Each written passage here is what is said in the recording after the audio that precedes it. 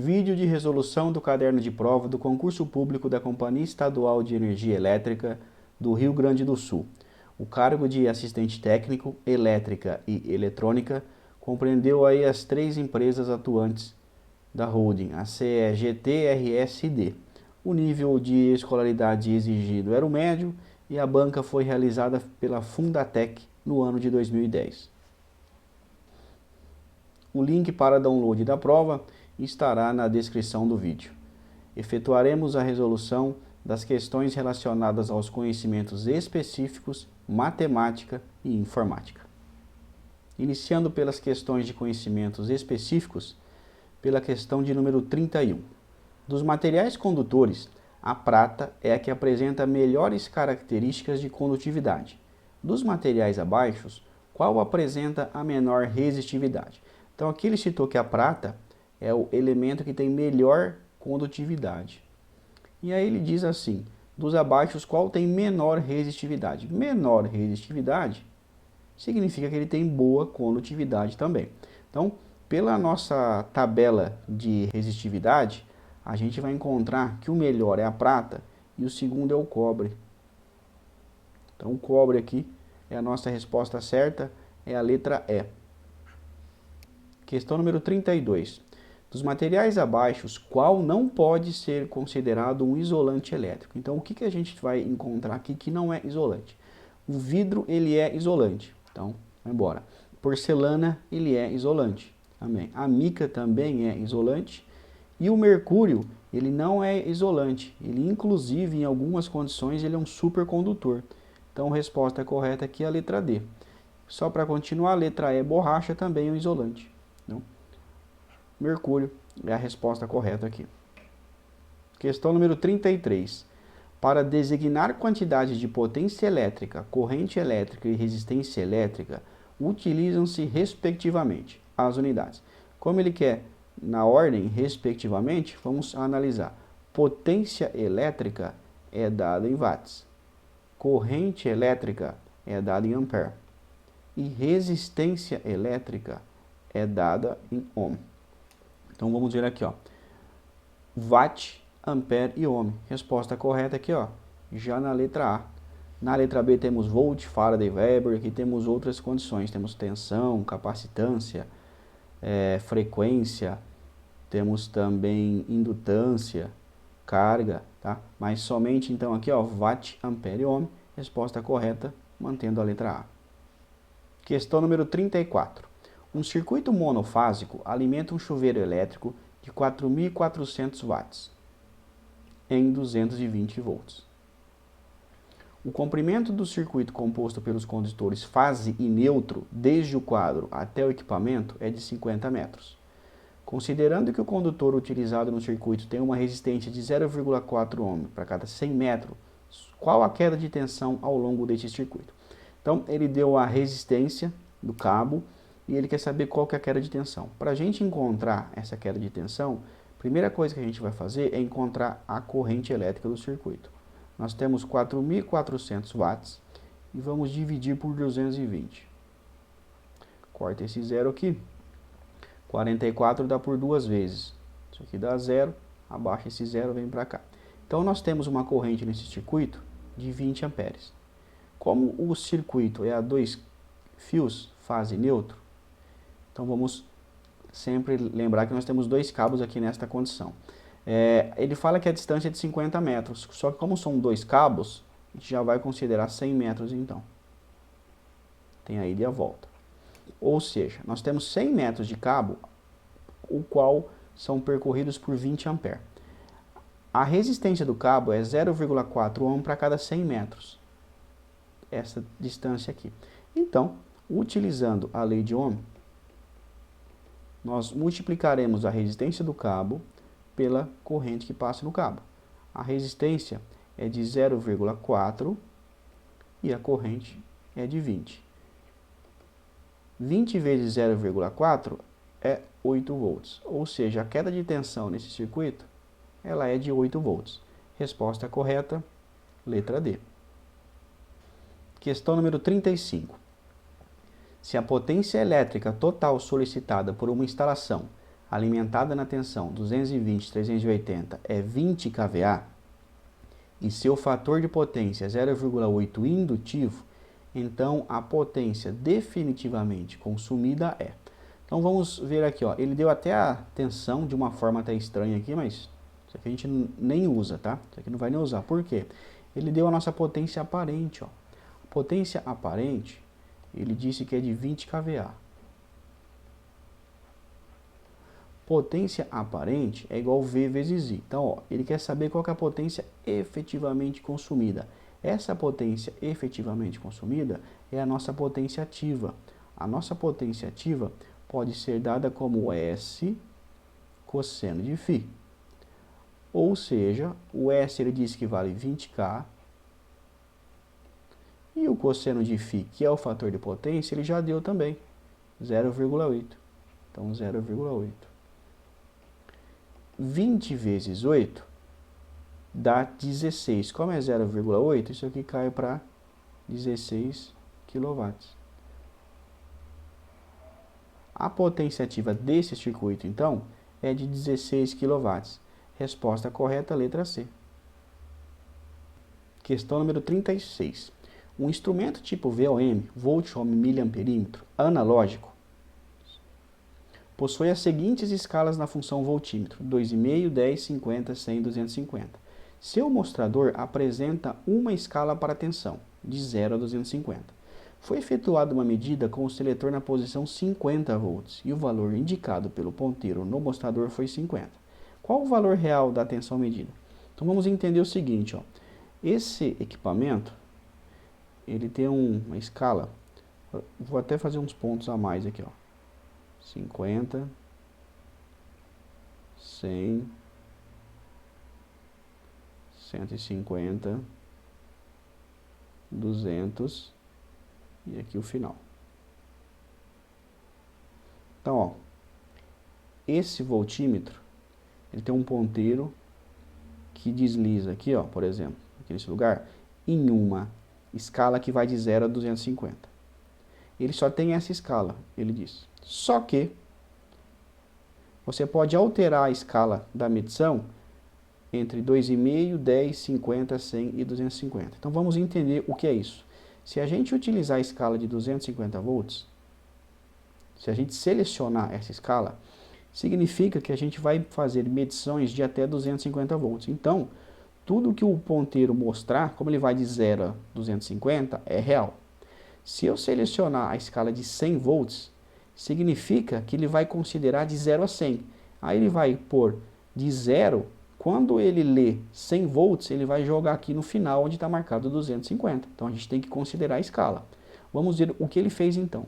Ele disse que a escala selecionada foi de 50 volts. Então você pôs lá embaixo, no seu voltímetro, a escala de 50 volts. Automaticamente você informa para o seu voltímetro que o valor máximo que você vai medir é 50 volts. Então ele vai colocar o 0 aqui e ele vai colocar o ponteiro aqui, ó. Quando ele encontrar 50, mesmo ele marcando 250, isso aqui quer dizer que ele vai de 0 a 250, 0 a máximo. Como você informou que o máximo é 50, ele vai considerar sempre o 0 até o máximo de 50. E ele diz o seguinte, o valor medido foi de 50, então o ponteiro parou aqui, ó, onde tem o número 50. Então vamos agora analisar o que houve. Repara bem, o fundo de escala vai de 0 a 250.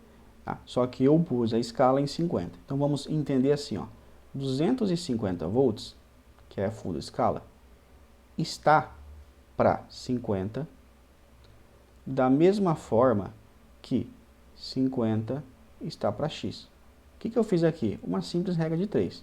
Ou seja, eu sei que 250 está para esse espaço, da mesma forma que 50 está para esse espaço de cá. O que a gente faz agora? Multiplica cruzado. Então nós temos agora 250x é igual 5 vezes 5, 25, 2, 0. Vamos cortar esses 2 0 aqui, ó.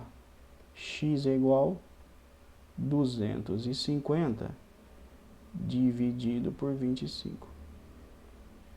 250 dividido por 25 é igual a 10 volts.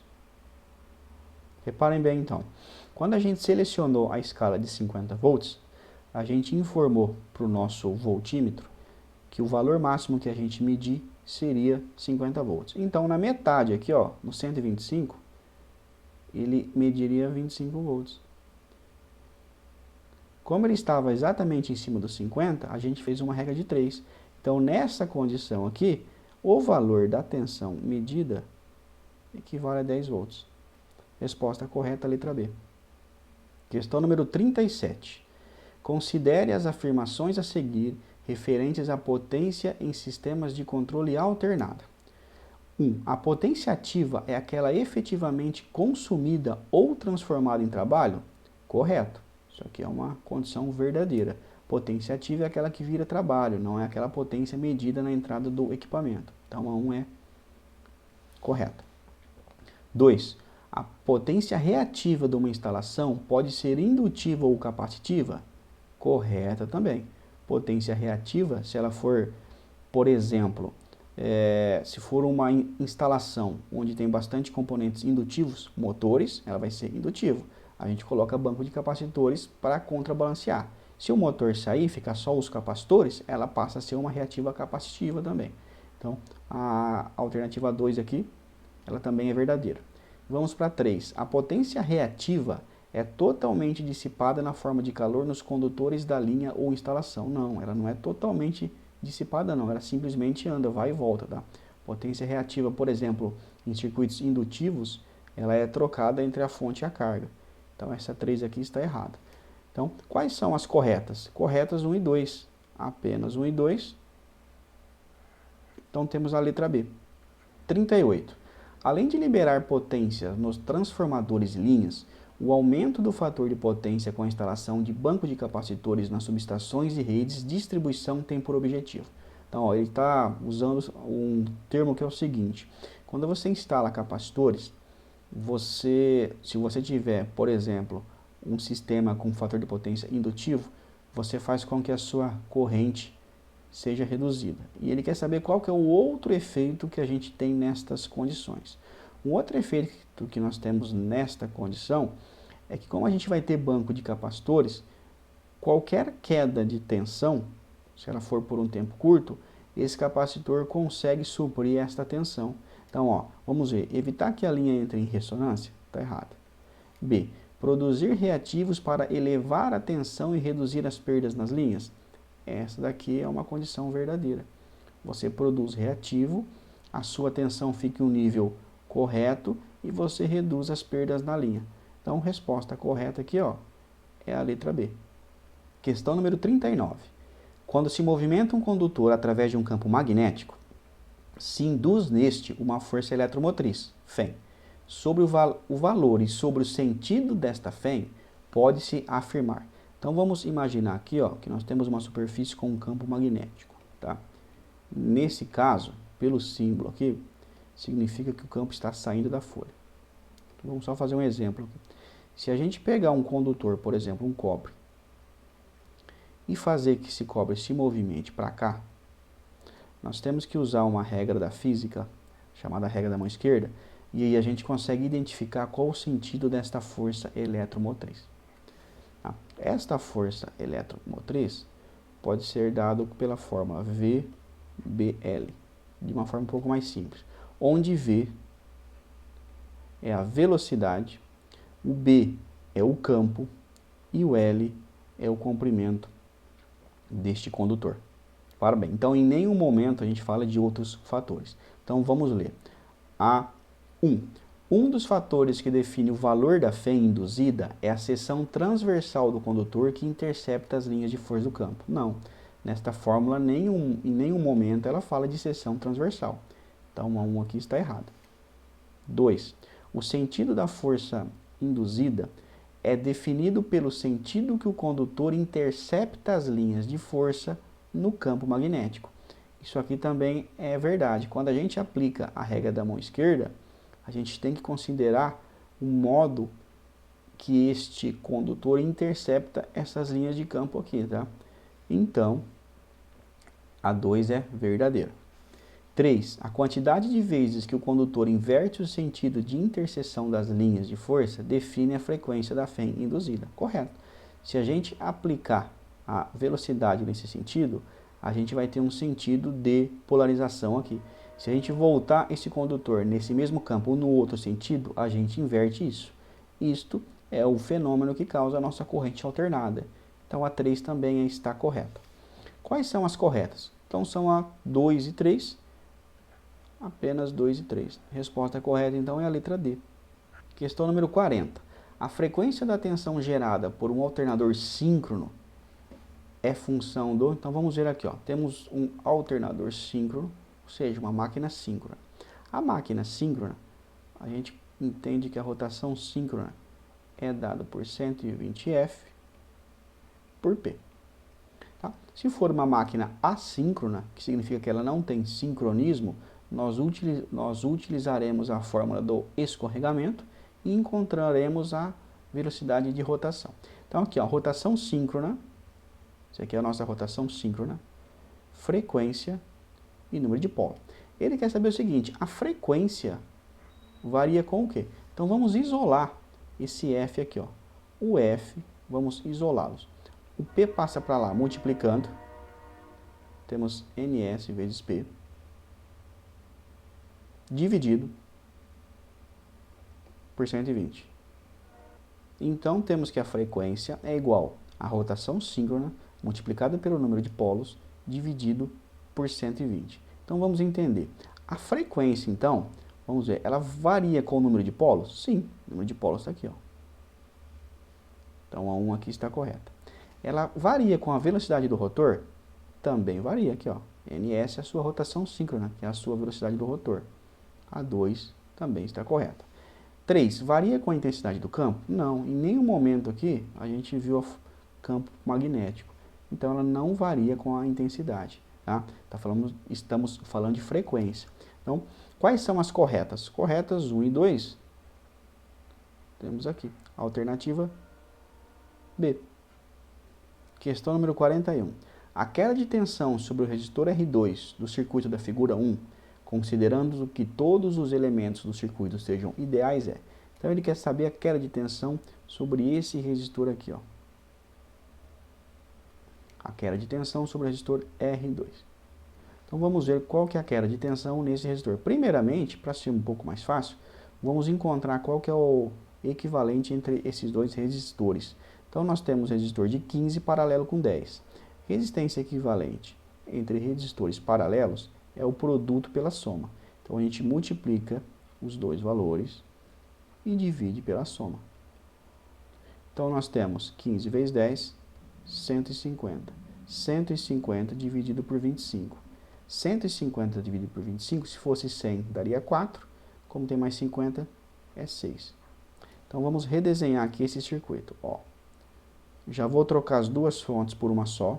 Como são as duas fontes em série, ó, 6 e 6, nós temos aqui 12 volts. Aí eu vou reescrever esse mesmo resistor. E o resistor de 2 ohms, de 15 ohms, que é o resistor 2, eu vou substituir por o equivalente de 6. Bom, como ele quer a tensão nesse resistor, esse resistor que ele quer a tensão está em paralelo com o 3 também. Então será a mesma queda de tensão que a gente encontrar com o paralelo aqui. Não vou nem fazer muita conta, porque nós temos 12 volts. Como nós temos dois resistores iguais, automaticamente a queda de tensão vai ser igual. 6 volts aqui e 6 volts aqui. Tá? Então, se a gente fosse encontrar pelo modo normal, um dos modos que a gente usaria seria encontrar a corrente, que seria 12 por 12, seria 1 ampere. Tá? E aí, encontrando a tensão, com a lei de Ohm também, 1 ampere vezes 6, 6 volts. Mas como os dois resistores são iguais, a gente nem precisa fazer conta. Então a queda de tensão nesse resistor será de 6 volts aqui, ó.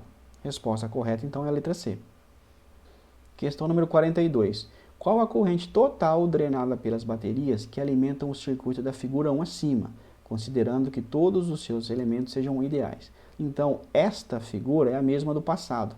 A gente já fez esta conta e a gente chegou no valor de 6 ohms. Então, ó, vamos substituir aqui por um de 6 ohms. Ele quer saber qual que é a corrente. A corrente, pela lei de Ohm, é a tensão dividido pela resistência. Qual que é a tensão total do circuito? A tensão total do circuito é de 12 volts.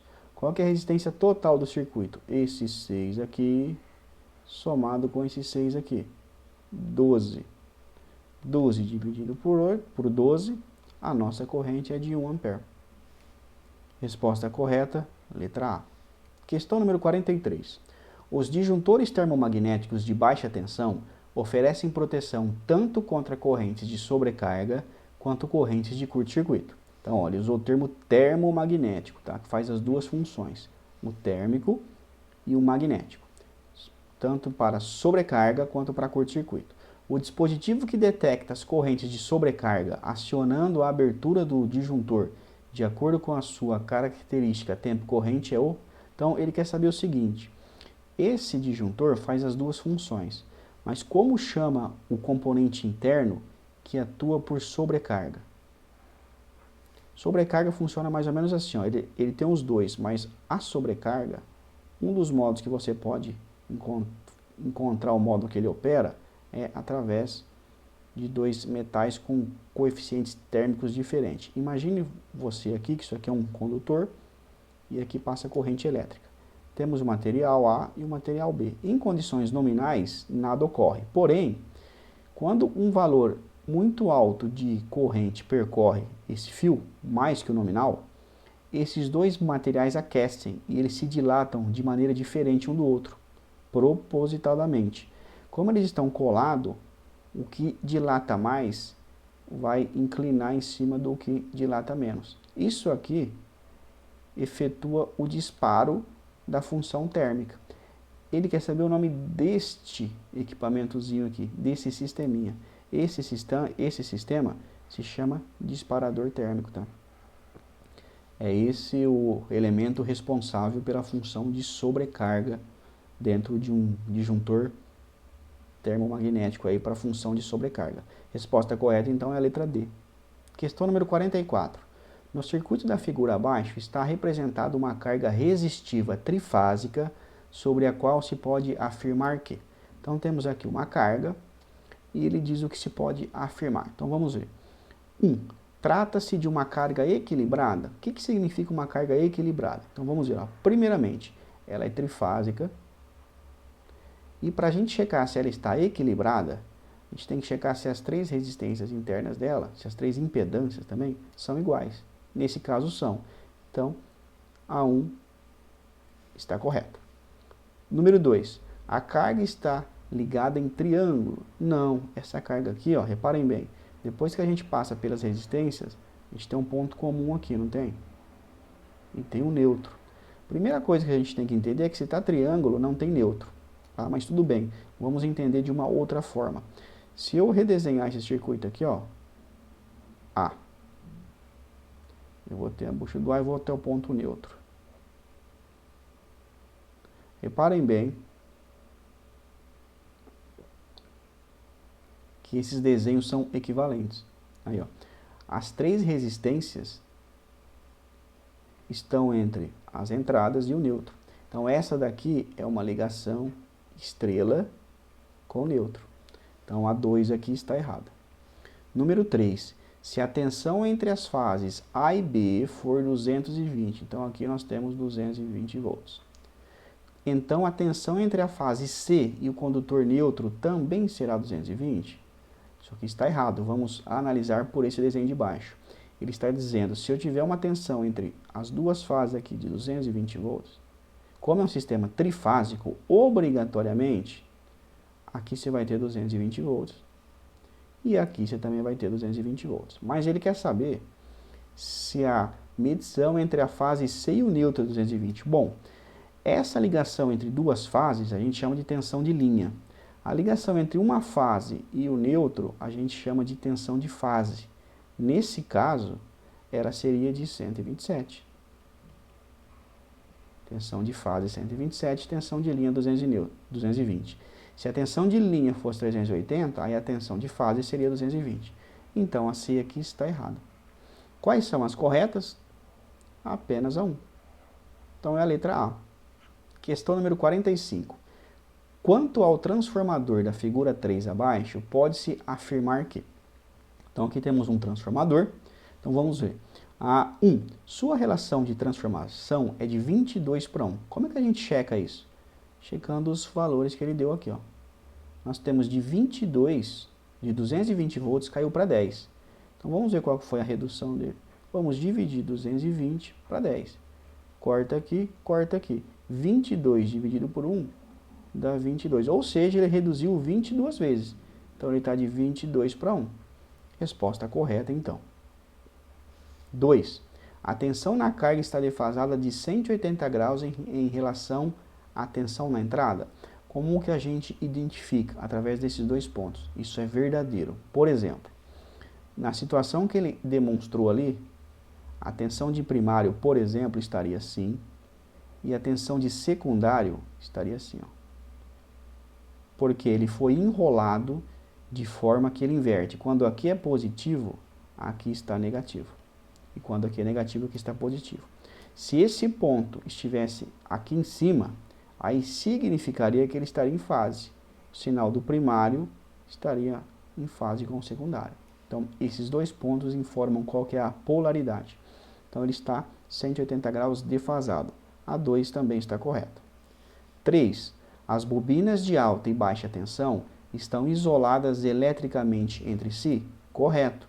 O que faz a transferência do primário para o secundário é a indução eletromagnética. Quando você circula aqui uma corrente, aqui tem um fluxo magnético que vai andar em um sentido, e aí, por uma lei física, aqui existe o surgimento de um fluxo que se opõe. Esse fluxo que se opõe gera uma tensão e gera esta corrente de saída. Eletricamente, esses dois circuitos estão separados, tá?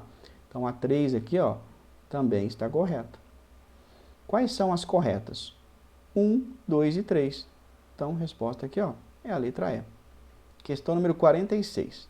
No aterramento de proteção, todas as massas de elementos condutores metálicos estranhos à instalação são ligados à terra, de modo a oferecer proteção contra contatos diretos e choques elétricos. Essa proteção se deve. Então, o que ele quis dizer? Por exemplo, você tem uma máquina em uma indústria. Essa máquina estará aterrada. Depois você tem, por exemplo, um armário metálico. Esse armário também estará aterrado. E esses dois aterramentos estarão equipotencializados. Por quê? Porque você garante que todo mundo esteja no mesmo potencial. Então, qualquer fuga que você tem em qualquer um desses elementos fará com que a corrente flua pro terra. Tá? Então, vamos ver a impedância no caminho da corrente à terra ser bem menor no aterramento que no corpo humano? Correto. Porque se você encostar aqui, ó, você tem uma certa resistência. A sua resistência é muito maior que a do cobre. Então, entre você e o cobre, a energia que está aqui irá para o terra. Então, A está correta. Mas vamos continuar lendo. Essa proteção se deve a caminho de retorno das correntes de falta pelo condutor neutro? Não tem nada a ver com isso. Ao potencial do aterramento ser superior ao potencial do corpo humano? Também está errado. A tensão de passo ser menor que 5 volts no aterramento? Não é por isso. A resistência de aterramento ser bem mais alta que a do corpo humano? Pelo contrário, é bem mais baixa. Então mantemos a resposta correta na letra A. Questão número 47. Uma bateria é composta basicamente por 3 elementos: anodo, catodo e eletrólito. Nas baterias chumbo-ácido, o eletrólito é a solução de ácido sulfúrico e água. A densidade desta solução varia de acordo com a carga. A 25 graus com a bateria plenamente carregada, a densidade é de 1,210 e plenamente descarregada, a densidade é de 1,100.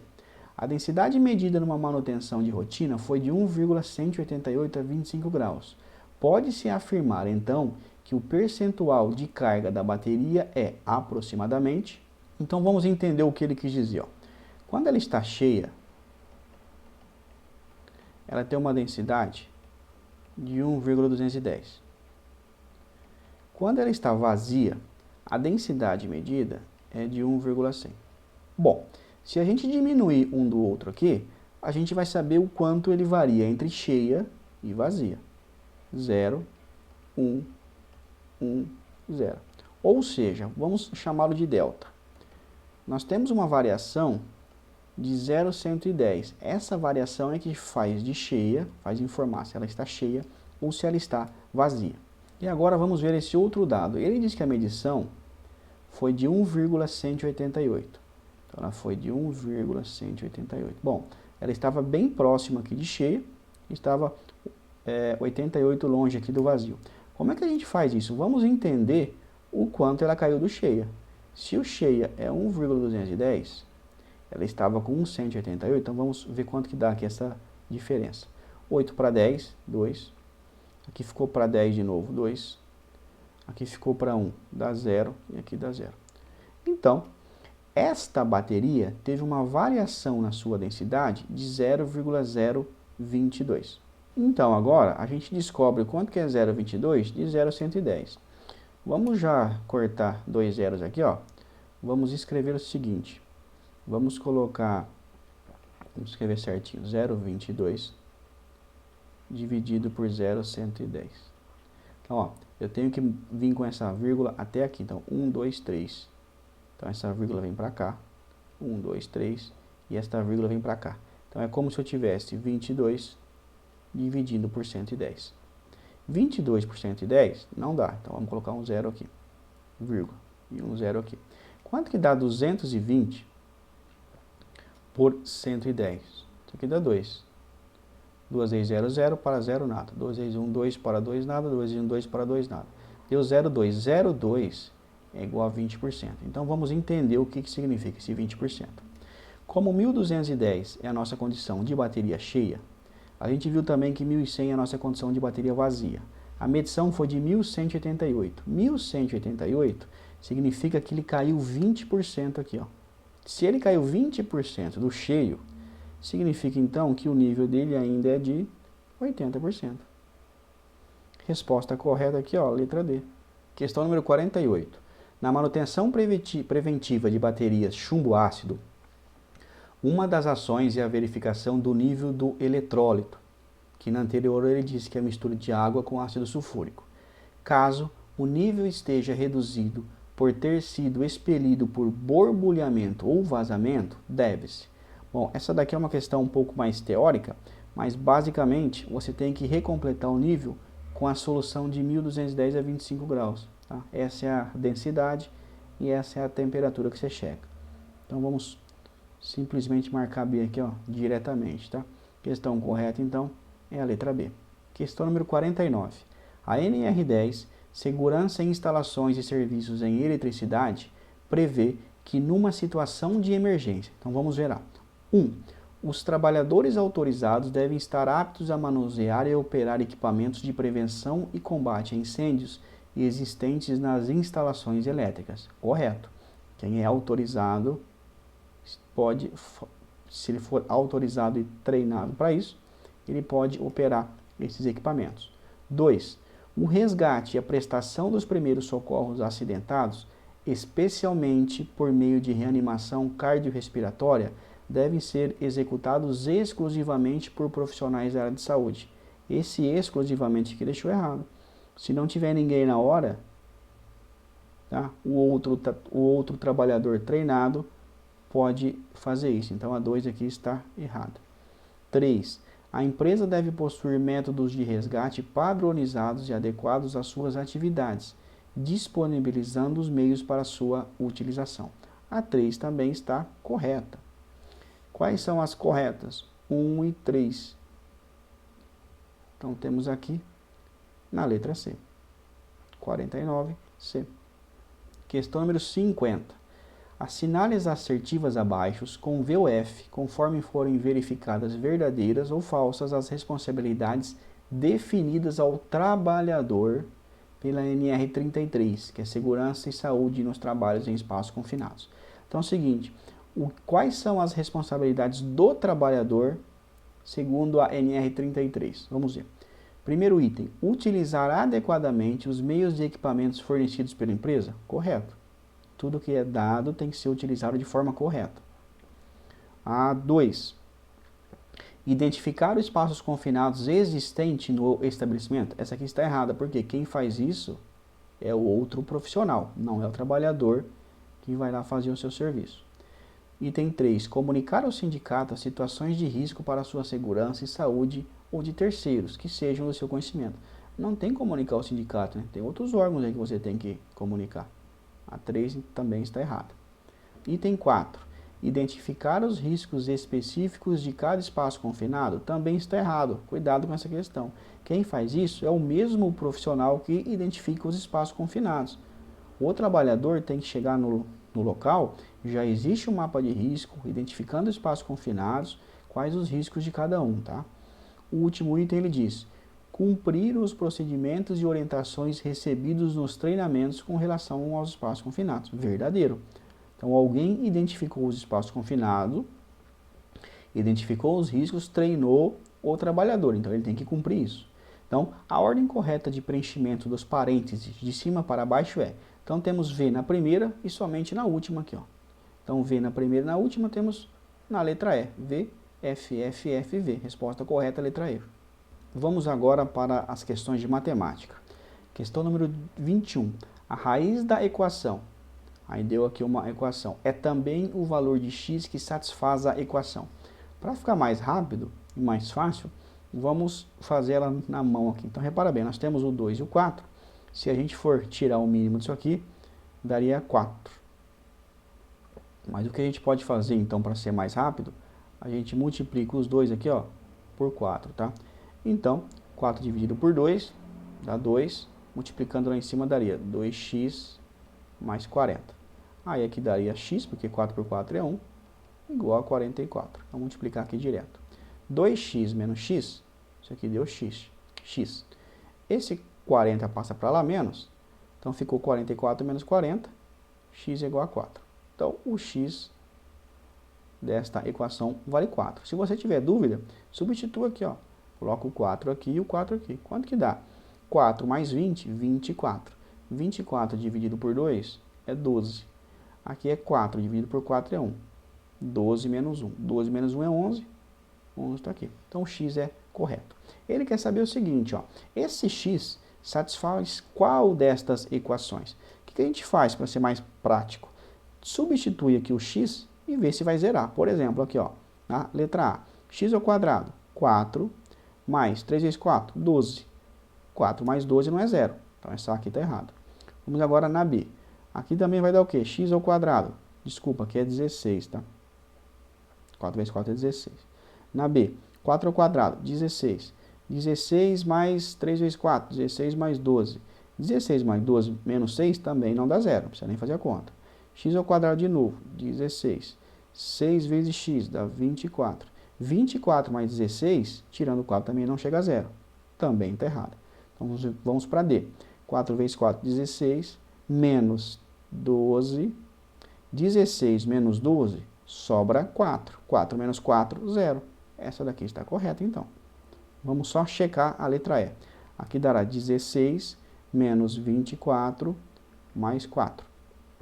16 com 4 é 20, menos 24 aqui dá menos 4, também está errado. Então, resposta correta aqui, ó, letra D. Questão número 22.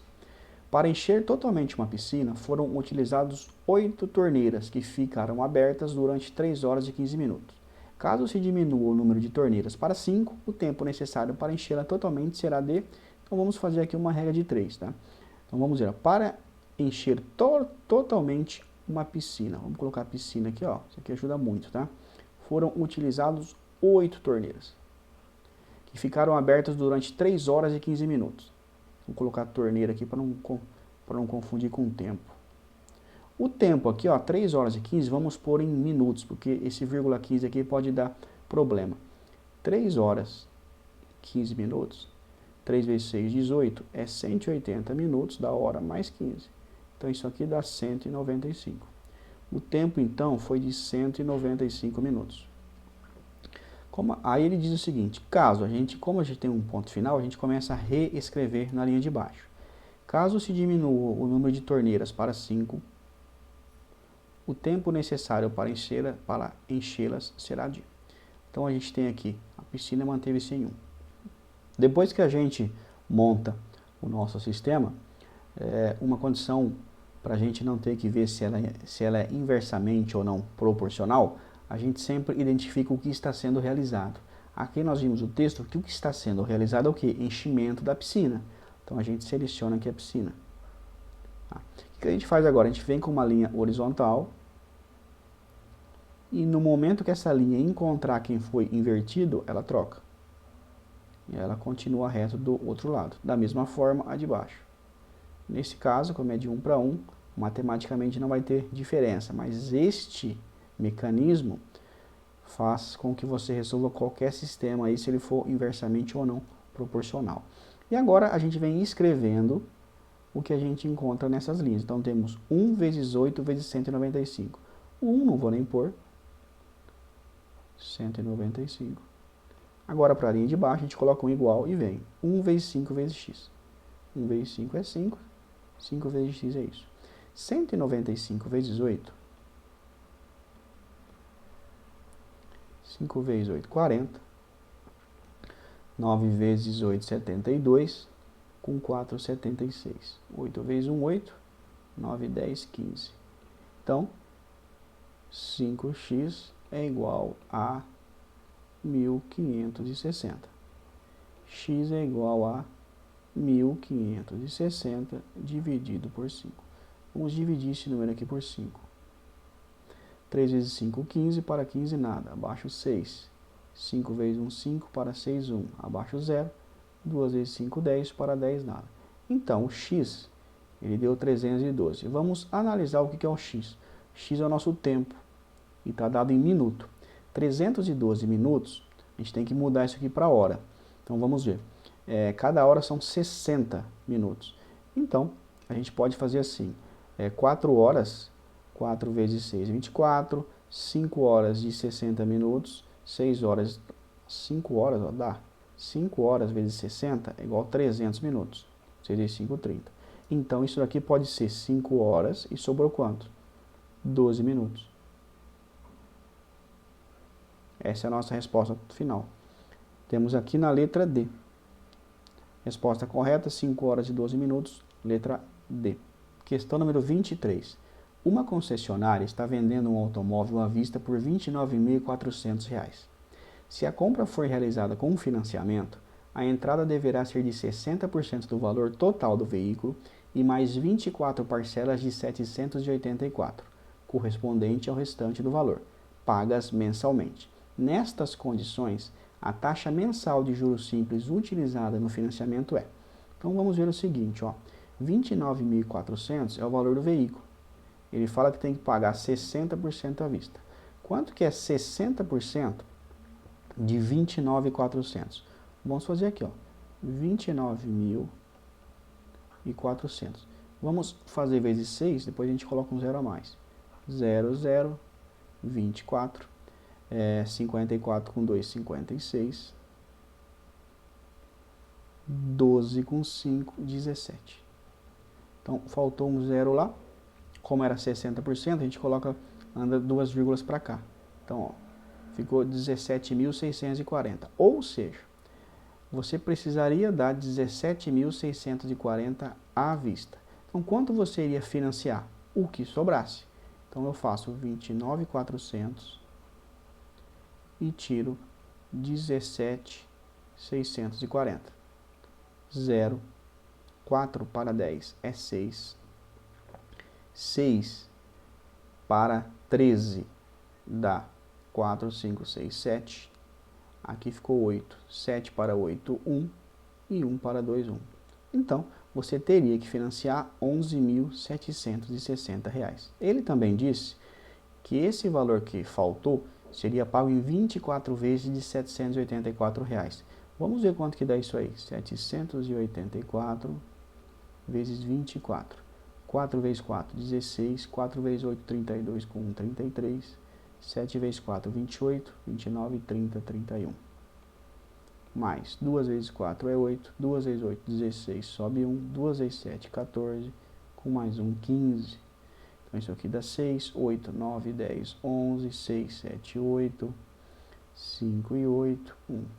Ou seja, Financiando esses 11 mil, você iria pagar 18.816. Vamos agora encontrar quanto foi pago de juro. Como que eu sei quanto foi pago de juro? Vou pegar 18.816 e vou tirar 11.760. 0 para 6, 6. 6 para 11 dá 5. 7 para 7 é 0. 1 para 8 é 7 e 1 para 1 é 0. Então reparem bem, você tinha um veículo no valor de 29.400, tá? Onde você pagou 60% à vista. Faltou pagar 11.760. Esse 11.760 você pagou em 24 vezes, que deram R$ 7.056 de juro. Tá? R$ 7.056 de juro elevaram esse 11.700 para 18.816. Ele quer saber qual foi a taxa mensal. Como é que a gente faz para saber qual foi a taxa mensal de juros, então? A gente divide 7.056 pelo montante que originou a dívida, desculpa, que é 11.760. 11.760. Então vamos saber quantos por cento que vale 7.056 de 11.760. 7.056 não dá por 11.760, aqui é um 7, tá? Vamos colocar um 0 aqui e vamos colocar um 0 aqui. Vamos ver aqui, 70 mil para 5, vamos tentar 6 vezes. 6 vezes 0, 0, para 0, nada. 6 vezes 6, 36, para 36, nada. 7 vezes 6, 42, com 3, 45, para 45, nada. 6 vezes 1, 6, com 4, 10, para 10, nada. 6 vezes 1, 6, com mais um 7, para 7, nada. Uma conta redonda aqui já de início. 0,6 é igual a 60%. Só que a gente não pode marcar 60%, porque 60% foi os juros em 24 parcelas. Então, a gente pega 60 e divide por 24, para saber quanto foi cada parcela. 60 por 24. 60 por 24 aqui dá 2. 2 vezes 4, 8, para 10, 2. 2 vezes 2 dá 4, com mais um 5, para 6, 1. 12 dá por 24? Não. Então vamos colocar aqui, ó. 120 por 24. Vamos colocar 5. 5 vezes 4, 20, para 20, nada. 12 vezes 5, 10, com 2, 12, para 12, nada. Chegamos aqui a um valor de 2,5%. Reparem bem que como eu já trouxe aqui em 60%, você não precisa multiplicar aqui por 100 mais, tá? Então a taxa mensal de juros foi de 2,5%. Resposta correta, letra B. Questão longa aqui, mas uma questão muito bem elaborada aí sobre conceitos de juros, hein? Questão número 24. A população total de Cachoeirinha, segundo os dados do IBGE, no ano de 1995, era estimada em 94.925 habitantes. Em 2009, essa população foi estimada em 118.089 habitantes, representando aproximadamente um crescimento populacional. Ele quer saber o tanto que cresceu. Então, o que a gente faz? A gente pega, primeiramente, a gente tem que descobrir quanto essa população cresceu. Eu pego o maior valor, 118.089, e vou tirar aquela população inicial. 5 para 9, 4. 2 para 8, 6. 9 para 10, 1. Aqui emprestou para lá, ficou 17. 7. 4 para 7, 3. 9 para 11, 2. Ou seja, esta cidade teve um acréscimo populacional de 23.164 pessoas. Como a gente quer saber o quanto cresceu, a gente divide pelo valor inicial. Então vamos pegar 23.164 e vamos dividir por 94.925. Não vai dar, então a gente já começa com um zero aqui. 23.124 para 94, vamos pensar aqui, ó. Se aqui fosse 100, 100 vezes 2 já dá 200. Então vamos começar por 2 aqui, se não der a gente refaz. 2 vezes 5, 10, para 10, nada. 2 vezes 2 dá 4, com mais um 5, para 14, 9. 2 vezes 9, 18, com mais 1, 19, para 26, dá 7. 2 vezes 4 é 8, 9 e 10, para 11, 2.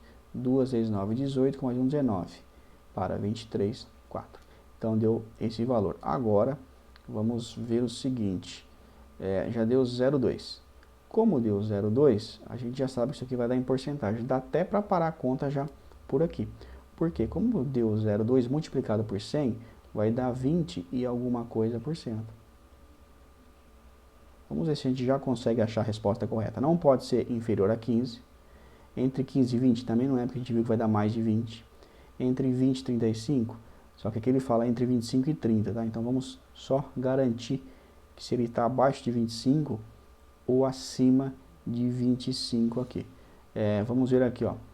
Vamos pôr mais um zero aqui, que 42.700 não dá para dividir. 427 para 100. Vamos tentar por 4. 5 vezes 4, 20, para 20, nada. 2 vezes 4, 8, com 2, 10, para 10, nada. 4 vezes 9, 36, com mais 1, 37, para 39, 2. 4 vezes 4, 16, 17, 18, 19, para 27, 8. 4 vezes 9, 36, 37, 9, 40, 1, 2. Então aqui sobrou 4. Reparem bem então, deu 0,24 alguma coisa, então isso aqui vai dar menor que 25, tá? Então ele vai ficar com a resposta na letra C. O crescimento populacional foi entre 20% e 25%. Questão número 25. O consumo de luz de uma residência em Porto Alegre durante 5 meses foi registrado no gráfico abaixo. Observando o gráfico, analise as seguintes afirmações. Então nós temos aqui um gráfico, onde ele tem na linha horizontal os meses e na linha vertical o consumo em quilowatt. E ele diz assim no item 1, o consumo de luz foi crescente no período de janeiro a abril. Então, se a gente analisar o consumo daqui para cá, ó, a gente pode afirmar que ele foi crescente. Cuidado com uma tendência. Se você simplesmente olhar esta seta, você pode achar que ele foi decrescente, mas pode ser que ele foi crescente. Por quê? Suponhamos que esse mês anterior, ele teria, por exemplo, batido um valor muito alto aqui. A média final daria maior, então esse consumo seria crescente. Mas vamos realizar então esse cálculo. Como é que a gente faz? A gente soma os 4, né, períodos envolvidos aqui. Ele não quer saber de janeiro a abril? Vamos somar janeiro, deu 350. Fevereiro, deu 310. Março, deu 370. E abril, 340. Tá? A gente olha o mês aqui e bate aqui na tabela para achar os valores. Isso aqui deu 0, 7, 8, 9, 10, 11, 12, 17. 3, 6, 9, 12, 13. Tivemos um consumo aí de 1.370. Se a gente dividir agora 1, 2 por 4 meses,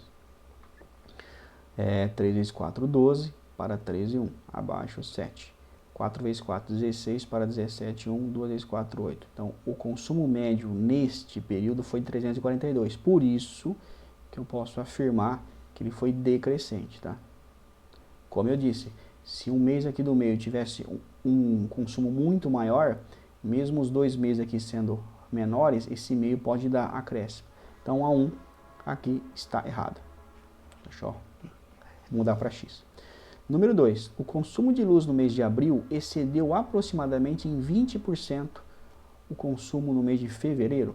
Então ele quer saber agora se abril consumiu 20% a mais que fevereiro. Fevereiro consumiu 310. 20% de 310, a gente multiplicar por 2, isso aqui vai dar 62. 310 mais 62 dá 2, 7 e 3. O consumo aqui foi de 340. Então ele não passou em 20%. Essa também está errada. Vamos agora para o número 3. O número 3, ele diz, o consumo médio de luz no período de janeiro a maio foi de 350. Então agora ele quer saber o total. Ele quer saber esse consumo aqui, ó. Já vamos aproveitar que a gente já fez a soma até abril, deu 1.370. Vamos somar aqui com 1.370 só o consumo que faltou de maio. Maio foi 380. Ó. Então vamos somar com 380. 0, 15, 7, 1. Então o consumo total foi de 1.750. Como ele quer saber o consumo médio, a gente divide 1.750 por 1, 2, 3, 4, 5 valores. Que é o valor dos períodos. 3 vezes 5, 15, para 17, 2. 5 vezes 5, 25, para 25, nada. Abaixo o zero e o zero aqui. Deu uma média de 350 kW. Então, a 3 está correta, somente ela, tá? Quais estão corretas, então? Apenas 3. É a letra C do gabarito. Questão número 26. Uma praça possui a forma de um hexágono regular com lado igual a 3 metros. Hexágono é aquela figura parecida com isso aqui, ó. Teria que estar igual, tá? Mas enfim, todos os lados iguais, medindo 3 metros. 6 lados que medem 3 metros. Em relação à área total da praça, ele quer saber quanto mede isso aqui, ó. Dá pra gente deduzir esta fórmula, mas vai dar um pouquinho de trabalho. Acho mais fácil a gente decorar ela mesmo. A fórmula do hexágono é 3 vezes L ao quadrado, multiplicando raiz de 3, dividido pelo 2. Então vamos ver a área. É 3 vezes, quanto que é o lado? 3 ao quadrado. Raiz de 3 é 1,73, tá? Dividido por 2. Então vamos fazer a conta. 3 vezes 3 é 9, 3 vezes 9 é 27. 27 dividido por 2. Vamos primeiro fazer essa parte de cima aqui. 3 vezes 3 ao quadrado, 27 vezes 1,73 dividido por 2. Vamos fazer uma continha aqui então de vezes. 27 dividido por 2, isso aqui dá 13,5. 3,5 vezes 1,73. Vou colocar outro zero lá. Então, 3 vezes 0, 0. 3 vezes 5, 15. 3 vezes 3, 9 com 10. 3 vezes 1, 3 com 4. Mais 7 vezes 0, 0. 7 vezes 5, 35. Sobe 3. 3 vezes 7, 21. 22, 23, 24. 7 vezes 1, 7 com 2, 9. Mais. Aí 1 vezes 0, 0. 1 vezes 5, 5. 1 vezes 3, 3. 1 vezes 1, 1. 0. 5. 5. 9, 10, 11, 12, 13. 10, 13. E aqui deu 2. Contando as vírgulas, 1, 2, 3, 4. Nesse caso, 1, 2, 3, 4. Então deu 23,35 metros quadrados. Resposta correta, então, temos aonde? Letra E, superior a 20 metros quadrados. Questão número 27. Em uma empresa, durante 30 dias, 10 funcionários produzem 50 mil peças de um produto, ou seja, regra de 3 de novo. Então, vamos realizar da mesma forma. Em uma empresa, durante 30 dias, então, durante 30 dias, 10 funcionários produzem 50 mil peças. Vou colocar 50k aqui para não escrever 50 mil. De um produto. Aí, ó, teve ponto. Começou a mudar, a gente escreve na linha de baixo já. A quantidade necessária de dias, então vou colocar um X aqui, para produzir 98 mil peças, ó, colocamos tudo na mesma coluna, do mesmo produto com 12 funcionários, é D. Então, a gente volta aqui para o texto e a gente lê o que está sendo realizado aqui. Eles estão produzindo, né? Produzem peças, então a gente marca o P aqui, ó. Agora, a gente vem com a nossa linha horizontal, chegou aqui, a gente cruza. Cruzou o P de novo. Toda vez que a gente chegar nessa coluna, a gente cruza ela. E a gente vem multiplicando o que a gente encontrou. 30 vezes 10, aí caiu para cá, vezes 98k. É igual. X vezes 12 vezes 50. Eu vou colocar aqui 12x vezes 50k. Então, quanto que é 30 vezes 10? 30 vezes 10 é 300. 300 vezes 98k é igual 12 vezes 50 mil. 12 vezes 5 é 60. Então, 60 mais um zero lá, k, e o x que a gente trouxe. Então, vamos fazer essa conta do lado de cá. Antes, já vamos fazer o seguinte, ó, corta esse k com esse k daqui, ó. Então ficou 300 vezes 98. 98 vezes 3, 3 vezes 8, 24, 3, 9, 27, 28, 29. Isso aqui ficou 294,00. É igual a 600x. Podemos cortar esses dois zeros de novo. X é igual a 294 dividido por 6. 294 por 6. 6 vezes 4, 7 vezes 6, 42. 6 vezes 4, 24. Mudou aqui. Vezes 4, 24 para 29, 5. 4. 6 vezes 9, 54. 6 vezes 9, 54 para 54, 0. Então, resposta correta aqui, 49. Ele está pedindo o quê? A quantidade de dias. 49 dias. Resposta correta aqui, ó, letra E. Questão número 28. Na figura a seguir, tem-se que... Bom, isso aqui quer dizer que a reta DE, esta reta aqui, ó, ela é paralela à reta C. Isso aqui ajuda muito. Por quê? A gente tem que enxergar que a gente tem um triângulo dentro do outro. Ó. Tem um triângulo aqui, a gente tem outro triângulo aqui. Quando está um dentro do outro com retas paralelas, a gente pode usar o conceito de proporcionalidade. Qual que é esse? 4 está para 5. Esse tamanho está para esse. Então a gente escreve 4 está para 5. Da mesma forma que 3x menos 1 está para 2x mais 4. Esse está para esse da forma que esse está para esse. O que a gente faz agora? Multiplica cruzado. Como a gente multiplica isso aqui? Ó? Então vamos ver, 4 vezes 2x dá 8x. Aí mais 4 vezes 4, mais 16. Igual 3x vezes 5, 15x, menos 5. Lembrando sempre que ele multiplica os dois, tá?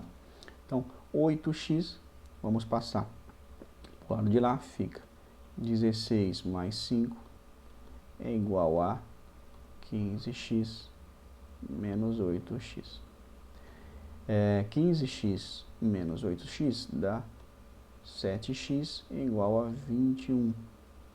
X igual a 21 dividido por 7. Isso aqui dá 3. O que ele está pedindo?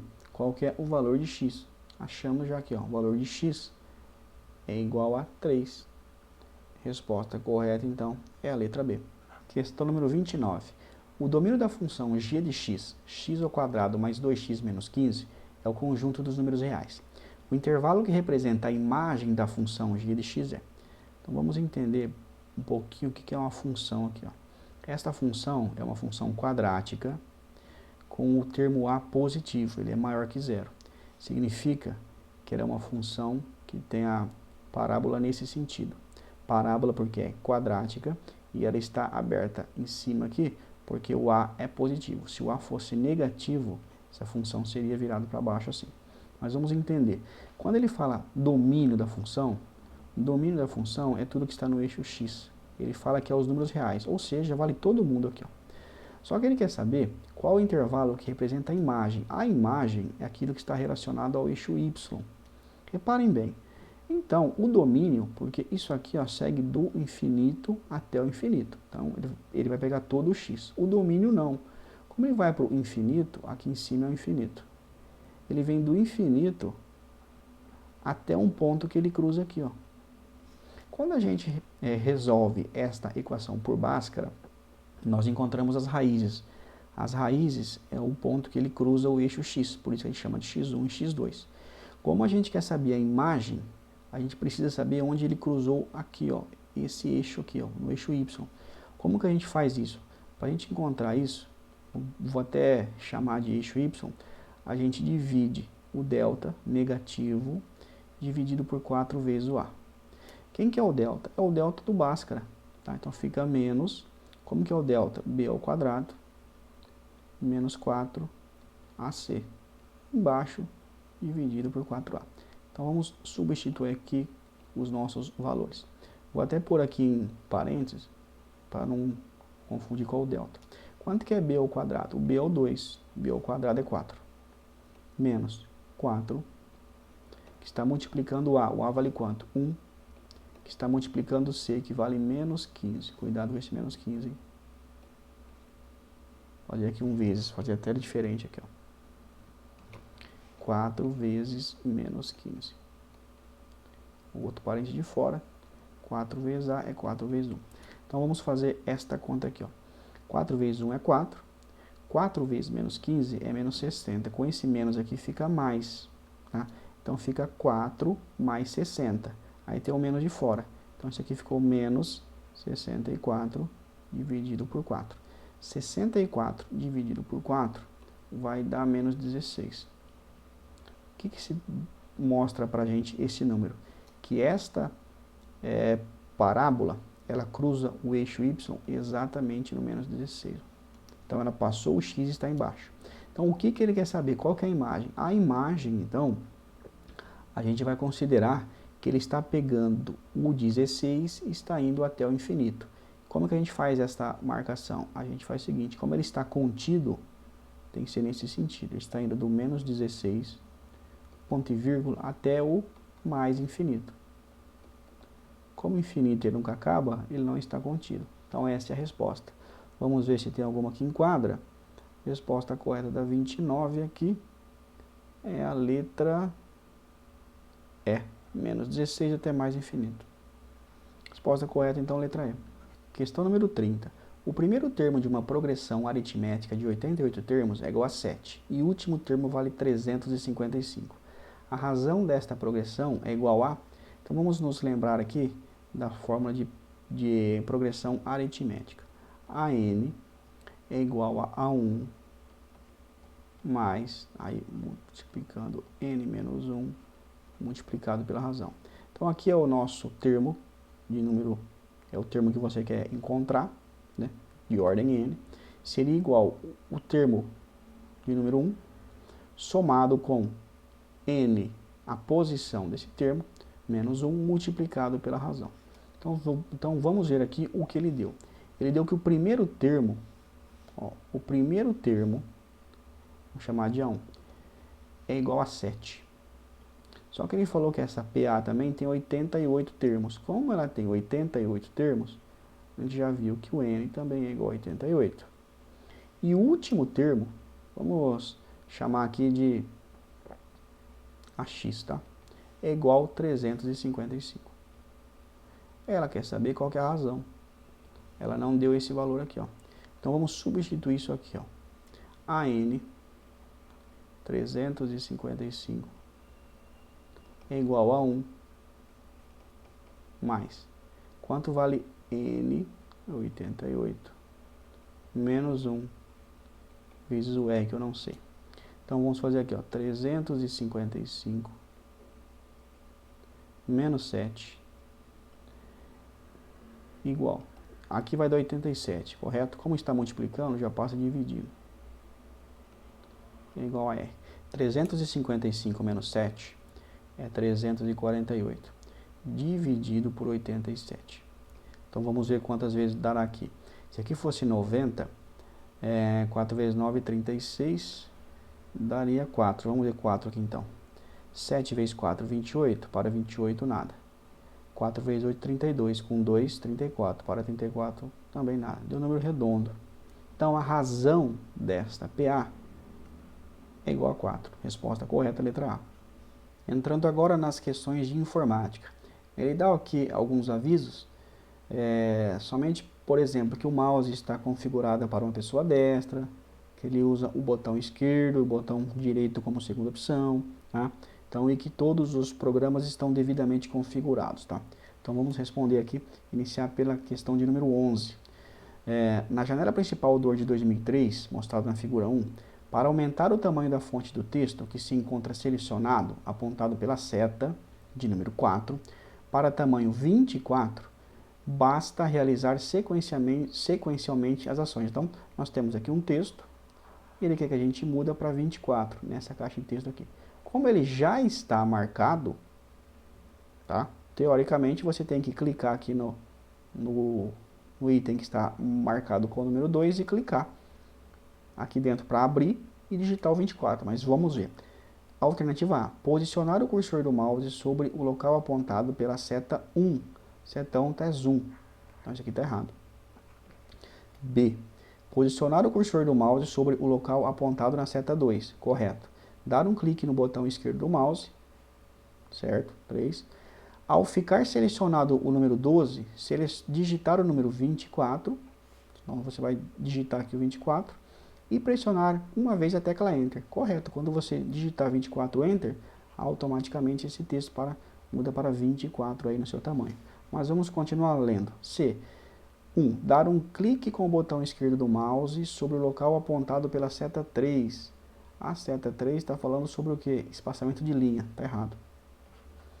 D. Dar um clique com o botão esquerdo do mouse sobre o local apontado pela seta 5. Seta 5, ó, ele está falando sobre o Word Art. Também está errado. E. Dar um clique com o botão esquerdo do mouse sobre o local apontado pela seta 6. Também está errado. Então, a resposta correta mesmo é a letra B. Questão número 12. Na janela de pesquisar do Windows XP, mostrado na figura 2C, a seta número 4 aponta para arquivos que passaram a ser exibidos após se ter preenchido adequadamente determinado campo na figura 2B. Então, ó, ele está dizendo que aqui, na pesquisa, apareceu 2 arquivos do Word.doc, tá? Depois que ele fez algo nessa figura anterior. Foi feito algo e foi clicado em pesquisar, tá? Nesse caso, para que fossem exibidos tais arquivos na figura 2C, bastou antes de se pressionar o botão apontado pela figura 3, que é o pesquisar, preencher o campo da figura 2B apontado pela seta.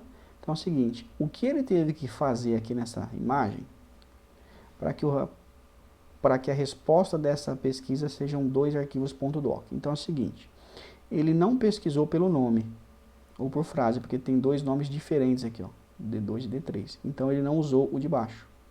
O que ele pode ter feito é pesquisar aqui, ó, todo ou parte do nome do arquivo. Ele pode tanto ter digitado doc, e aí ele encontrou todos os docs, ou ele também pode ter feito o asterisco doc. Nesse caso, ele pega o doc com todos os nomes, tá? Então ele pode ter feito tanto essa condição 1 quanto a condição 2. Na 3 aqui ele fala 2 na seguinte palavra Word. Não, aqui é somente para você pesquisar nome ou frase do arquivo, tá? Então estão corretas as alternativas 1 e 2. Temos aqui na letra C. Questão número 13. Na janela principal do Word 2003, ao ser dado um duplo clique com o botão esquerdo do mouse, pode-se afirmar que a área de trabalho nesse editor de texto será mostrada da seguinte forma. Então olhem aqui, a gente tem aqui as margens, nós temos aqui petróleo, um Enter, e o mouse está aqui, ó. Quando a gente clica aqui, e ele diz que foi um duplo clique nessa situação, ele vai marcar todo mundo do parágrafo. Então ele vai selecionar todo mundo aqui, ó. Ele não vai nem selecionar uma linha e nem todo o texto também com o petróleo. Ele vai simplesmente identificar qual que é o parágrafo e vai marcar inteiro. Então, ó, a letra A está errada, a letra B está errada, a letra C está errada porque não pega a sua linha, a D está correta. Ó, ele só marcou o parágrafo onde o mouse está na frente. Resposta correta, então, da 13 é a D. Questão número 14.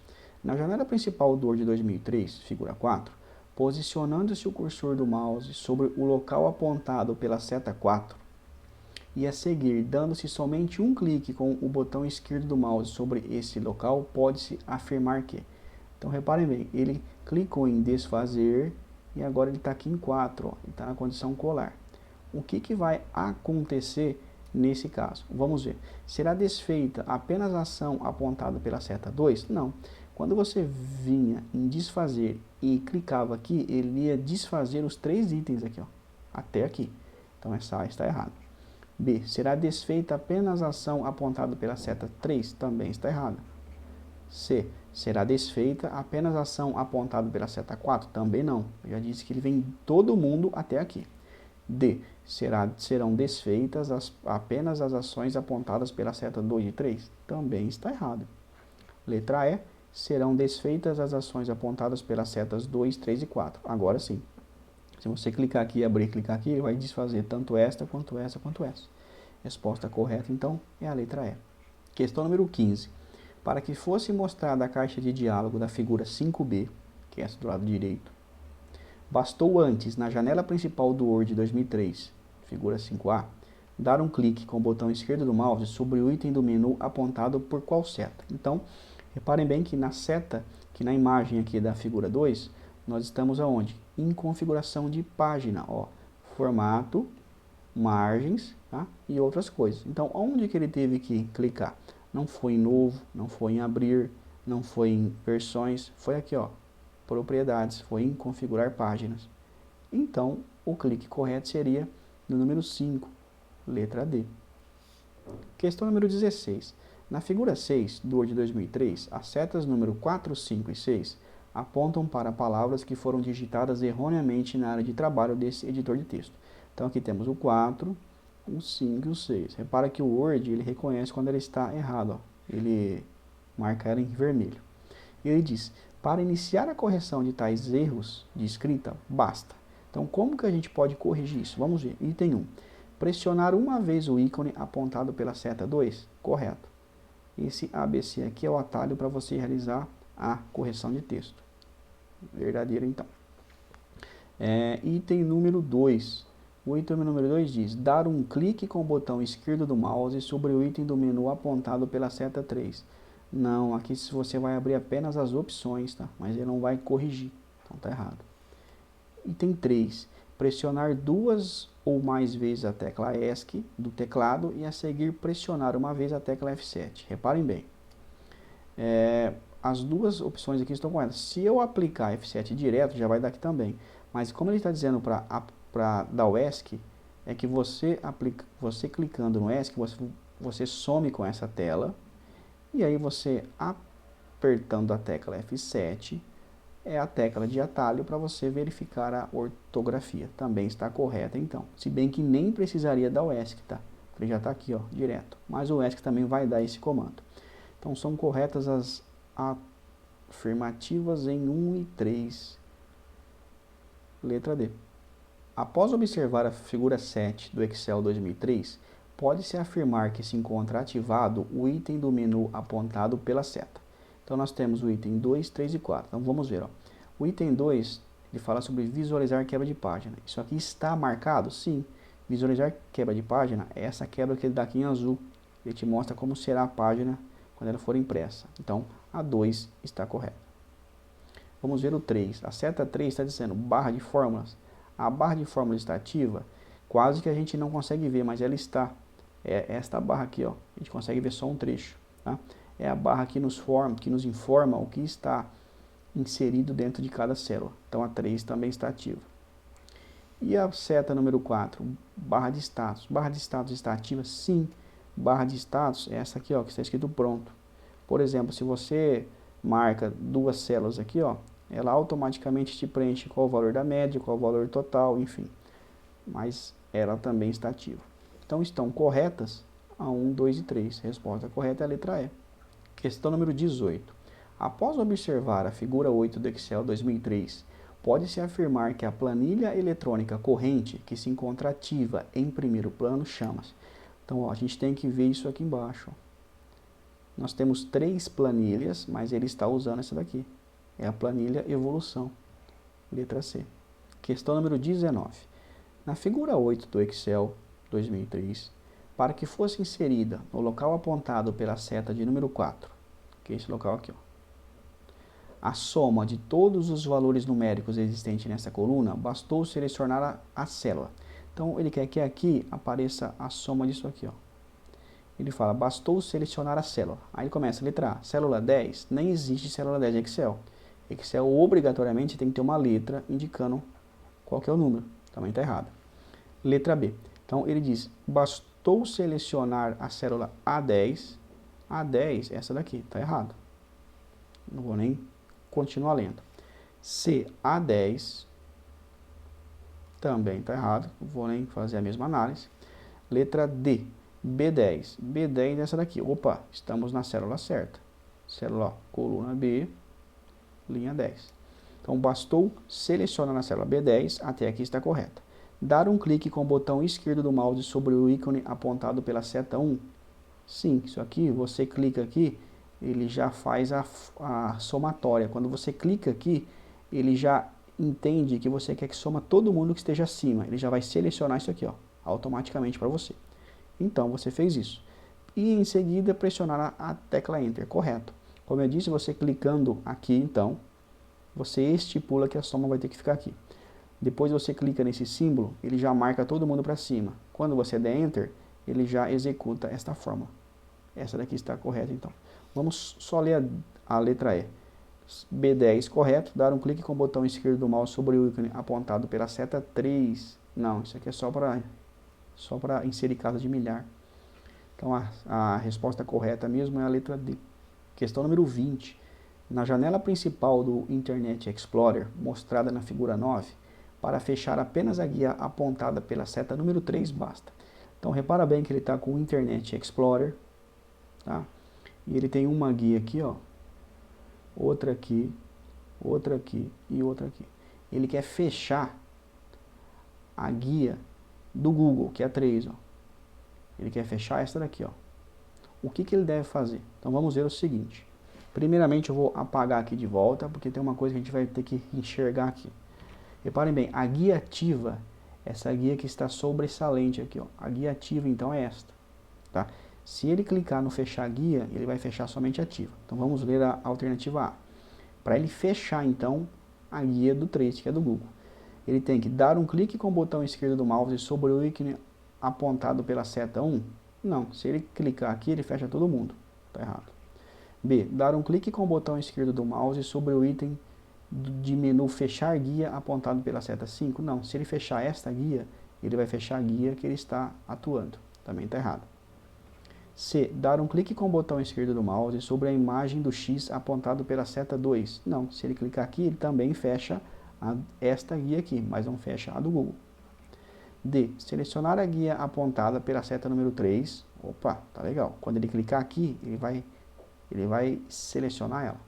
E dar um clique com o botão esquerdo do mouse sobre a imagem do X apontado pela seta número 2. Não. Se ele selecionar ela, mas ele clicar nesse X aqui, ó, da 2, ele fecha a guia errada.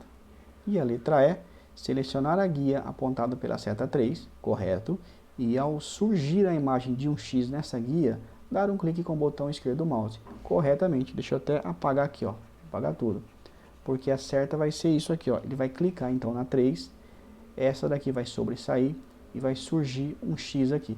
Quando ele clicar nesse X, ele fecha somente esta guia. Resposta correta então é a letra E. Encerramos então mais um vídeo de resolução de provas de concurso público. Para outros vídeos, visite o nosso canal.